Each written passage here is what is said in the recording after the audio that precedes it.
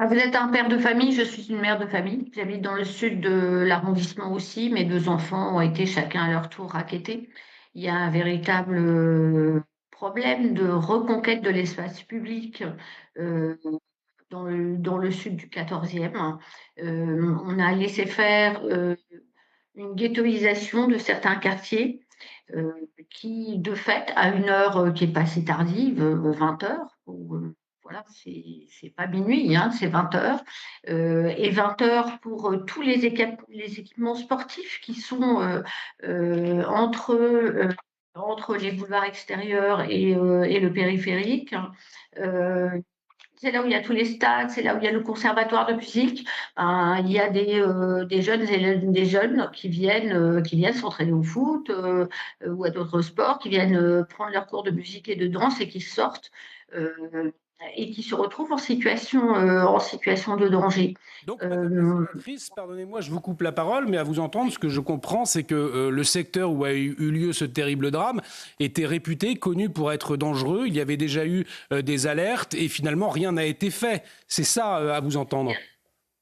Bien sûr, quand j'ai entendu hier la maire du 14e arrondissement dire, on savait, il y avait eu des faits similaires et tout a été mis en œuvre. Non, tout n'est pas mis en œuvre. Quand on a, une situation qui est repérée comme ça, il faut que ces lieux où viennent des jeunes, tous les soirs, s'entraîner, prendre leurs cours, soient surveillés entre ces lieux et les transports en commun, la station de Vélib. Il faut que ce soit surveillé et là, on parle d'un problème lié au quartier, mais ensuite, il y a si c'est une véritable défaillance, une défaillance collective, ce qui s'est passé, la société française ne s'est pas encore adaptée au nouveau visage d'une certaine délinquance juvénile et d'une criminalité juvénile, des jeunes de plus en plus violents, et qu'on ne sait pas et pour lesquels on ne se donne pas tous les moyens de les remettre dans le droit chemin.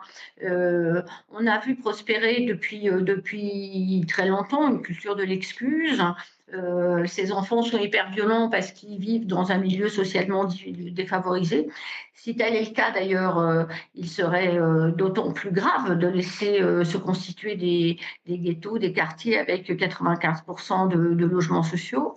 Et puis, dans la tête des jeunes, il y a une culture de l'impunité qui est liée au fait qu'on n'a pas une réponse pénale assez rapide, hein, qu'on ne sanctionne pas assez la récidive. Ces jeunes, vous l'avez souligné, ils ont été très défavorablement connus des services de police et de la justice. Des mesures éducatives ont été prises avec interdiction de se rencontrer. Pour 2 jeunes qui habitent dans le même immeuble, c'est une mesure qui, on le concevra, est difficile à faire respecter. On n'a pas assez d'établissements fermés pour des jeunes violents comme ça. En France, on privilégie, enfin, on oppose plus exactement l'éducation et l'incarcération.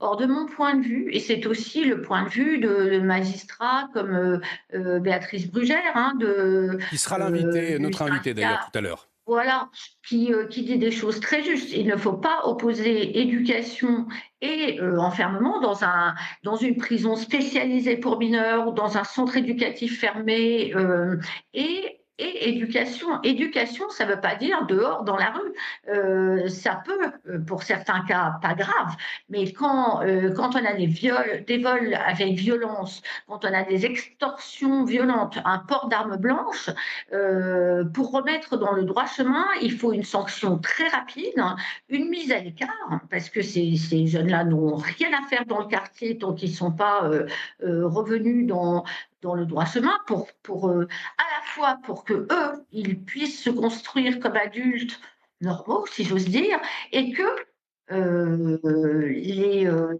les jeunes du quartier, les autres, qui dans leur immense majorité, fort heureusement, vont très bien et ne demandent qu'à Effectivement, aller jouer au foot, bah, qu'ils effectivement. soient protégés.